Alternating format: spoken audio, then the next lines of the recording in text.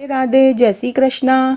आज मैं आपको श्रीमद् भगवत गीता के 10वें अध्याय का महात्म्य सुनाने जा रही हूँ। महात्म्य सुनने से पहले अगर अभी तक आपने मेरे चैनल को सब्सक्राइब नहीं किया है तो कृपया मेरे चैनल को सब्सक्राइब करें, साथ में बेल जरूर प्रेस करें ताकि मेरे आगे आने वाले वीडियो की नोटिफिकेशन आपको सबसे पहले मिले। और अगर आपको महात्म्य अच्छा लगे तो कमेंट बॉक्स में राधे राधे जरूर लिखें। धन्यवाद। श्रीमद् भगवत गीता के 10वें अध्याय का महात्म्य इस प्रकार है। भगवान शिव कहते हैं, हे सुंदरी, अब तुम 10वें अध्याय के महात्म्य को परम पावन कथा को सुनो, जो स्वर्ग रूपी दुर्ग में जाने के लिए सुंदर सोपान और प्रभाव की चरम सीमा है। काशीपुरी में धीर बुद्धि नाम से विख्यात एक ब्राह्मण था, जो मुझसे प्रिय नंदी के समान भक्ति रखता था। वह पावन कीर्ति के अर्जन में तत्पर रहने वाला, शांति चित्त और हिंसा, कठोरता एवं दुस्साहस से दूर रहने वाला था। जितेंद्रिय होने के कारण वह निवृत्ति मार्ग में ही स्थित रहता था। उसने वेद रूपी समुद्र का पार पा लिया था। वह संपूर्ण शास्त्रों के तात्पर्य का ज्ञाता था। उसका चित्त सदा मेरे ध्यान में संलग्न रहता था। वह मन को, अंतरात्मा को लगाकर सदा आत्म तत्व का साक्षात्कार किया करता था। अतः जब वह चलने लगता तब मैं प्रेमवश उसके पीछे पीछे दौड़कर उसे हाथ का सहारा देता रहता था। यह देख मेरे पार्षद भंगीरटी ने पूछा, हे भगवान, इस प्रकार भला किसने आपका दर्शन किया होगा?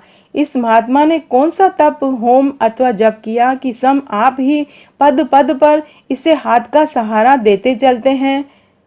भट्टीरिटी का यह प्रश्न सुनकर मैंने इस प्रकार उत्तर दिया।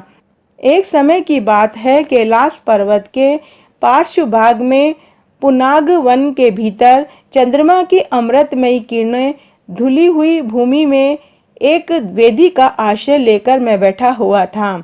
मेरे बैठने के क्षण भर बाद ही सहसा बड़े जोर की आंधी उठी। वहां के वृक्षों की शाखाएं नीचे ऊपर होकर आपस में टकराने लगी। कितनी ही टहनियां टूट टूट कर बिखर गई। पर्वत की अविचल छाया भी हिलने लगी। इसके बाद वहां महाभयंकर शब्द हुआ, जिससे पर्वत की कंदराएं प्रतिध्वनित हो उठी। तदनंतर आकाश से कोई विशाल पक्षी उतरा, जिसकी कांति काले मेघ के समान थी। वह कंजल की राशि, अंधकार के समूह अथवा पंख कटे हुए काले पर्वत सा ज्ञान पड़ता था। पैरों से पृथ्वी का सहारा लेकर उस पक्षी ने मुझे प्रणाम किया और एक सुंदर नवीन कमल मेरे चरणों में रखकर स्पष्ट वाणी में स्तुति करनी आरंभ की। पक्षी बोला, हे देव, आपकी जय हो। आप चिदानंदमयी सुधा के सागर तथा जगत के पालक हैं। सदा सद्भावना से युक्त एवं अनासक्ति की लहरों से उल्लसित हैं। आपके वैभव का कहीं अंत नहीं है। आपकी जय हो। अद्वैत वासना से परिपूर्ण बुद्धि के द्वारा आप त्रिविध मलों से रहित हैं। आप जितेंद्रिय भक्तों के अधीन रहते हैं तथा ध्यान में आपके स्वरूप का साक्षात्कार होता है। आप अविद्या में उपाधि से रहित, नित्य मुक्त, निराकार, निरामय, असीम, अहंकार शून्य, आवरण रहित और निर्गुण हैं। आपके चरण कमल शरणागत भक्तों की रक्षा करने में प्रवीण हैं। अपने भयंकर ललाट रूपी महासर्प की विष ज्वाला से आपने कामदेव को भस्म किया है। आपकी जय हो। आप प्रत्यक्ष आदि प्रमाणों से दूर होते हुए भी प्रामाण्य स्वरूप हैं। आपको बार बार नमस्कार है। चैतन्य के स्वामी तथा त्रिभुवन रूपधारी, आपको प्रणाम है। मैं श्रेष्ठ योगियों द्वारा चुंबित आपके उन चरण कमलों की वंदना करता हूँ, जो अपार भव पाप के समुद्र से पाप उतारने में अद्भुत शक्तिशाली हैं। हे महादेव, साक्षात बृहस्पति भी आपकी स्तुति करने की धृष्टता नहीं कर सकते। सहस्त्र मुखों वाले नागराज शेष में भी इतनी चातुर्य नहीं है कि वे आपके गुणों का वर्णन कर सके। फिर मेरे जैसे छोटे बुद्धि वाले पक्षी की तो बिसात ही क्या। उस पक्षी के द्वारा किए हुए इस श्रोत को सुनकर मैंने उससे पूछा, हे विहंगम, तुम कौन हो और कहाँ से आए हो? तुम्हारी आकृति तो हंस जैसी है, मगर रंग कौवे का मिला है। तुम जिस प्रयोजन को लेकर यहाँ आए हो उसे बताओ। पक्षी बोला, हे देवेश, मुझे ब्रह्मा जी का हंस जानिए। दूर जटे जिस कर्म से मेरे शरीर में इस समय कालिमा आ गई है उसे सुनिए। प्रभो, यद्यपि आप सर्वज्ञ हैं, अतः आपसे कोई भी बात छिपी हुई नहीं है, तथापि यदि आप पूछते हैं तो मैं बतलाता हूँ। सौराष्ट्र नगर के पास एक सुंदर सरोवर है जिसमें कमल लहलहाते रहते हैं। उसी में से बाल चंद्रमा के टुकड़े जैसे श्वेत मृणालों के ग्रास लेकर मैं बड़ी तीव्र गति से आकाश में उड़ रहा था। उड़ते उड़ते सहसा वहां से पृथ्वी पर गिर पड़ा। जब होश आया और अपने आप को गिरने का कोई कारण न देख सका तो मन ही मन सोचने लगा, अहो, यह मुझ पर क्या आ पड़ा है। आज मेरा पतन कैसे हो गया। पके हुए कपूर के समान मेरे श्वेत शरीर में ये कालिमा कैसे आ गई। इस प्रकार विस्मित होकर मैं अभी विचार ही कर रहा था कि उस पोखर के कमलों में से मुझे ऐसी वाणी सुनाई दी, हंस उठो, मैं तुम्हारे गिरने और काले होने का कारण बताती हूँ। तब मैं उठकर सरोवर के बीच में गया। वहाँ 5 कमलों से युक्त एक सुंदर कमलिनी को देखा। उसको प्रणाम करके मैंने पदक्षिणा की और अपने पतन का सारा कारण पूछा।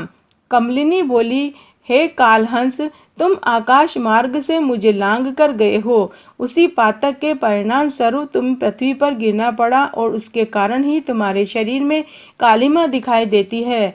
तुम्हें गिरा देख मेरे हृदय में दया भर आई। जब से मैं इस मध्यम कमल के द्वारा बोलने लगी हूँ, उस समय मेरे मुख से निकली हुई सुगंध को सूंघकर 60,000 भंवरे स्वर्ग लोक को प्राप्त हो गए हैं। पक्षीराज, जिस कारण मुझ में ऐसा वैभव, ऐसा प्रभाव आया है उसे बतलाती हूँ, तुम सुनो। इस जन्म से पहले तीसरे जन्म में इस पृथ्वी पर एक ब्राह्मण की कन्या के रूप में मैं उत्पन्न हुई थी। उस समय मेरा नाम सरोज वदना था। मैं गुरुजनों की सेवा करती हुई सदा एकमात्र पत्नी व्रत के पालन में तत्पर रहती थी। एक दिन की बात है, मैं एक मैना को पढ़ा रही थी। इससे पति सेवा में कुछ विलम्ब हो गया। इससे पति देवता कुपित हो गए। उन्होंने मुझे शाप दिया, हे पापिनी, तू मैना हो जा। मरने के बाद यद्यपि मैं मैना ही हुई, तथापि सत्य के प्रसाद से मुनियों के ही घर में मुझे आश्रय मिला। किसी मुनि कन्या ने मेरा पालन पोषण किया। मैं जिनके घर में थी वे ब्राह्मण प्रतिदिन प्रातःकाल विभूति योग नाम से प्रसिद्ध गीता के 10वें अध्याय का पाठ करते थे और मैं उस पापाहारी अध्याय को सुना करती थी।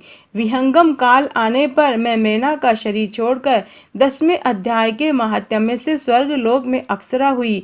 मेरा नाम पद्मावती हुआ और मैं पद्मा की प्यारी सखी हो गई। एक दिन मैं विमान में आकाश से विचरण कर रही थी। उस समय सुंदर कमलों से सुशोभित इस रमणीय सरोवर पर मेरी दृष्टि पड़ी और इसमें उतरकर जो ही मैंने जल क्रीड़ा आरंभ की त्यों ही दुर्वासा मुनि आ धमके। उन्होंने वस्त्रहीन अवस्था में मुझे देख लिया। उनके भय से मैंने स्वयं ही एक कमलिनी का रूप धारण कर लिया।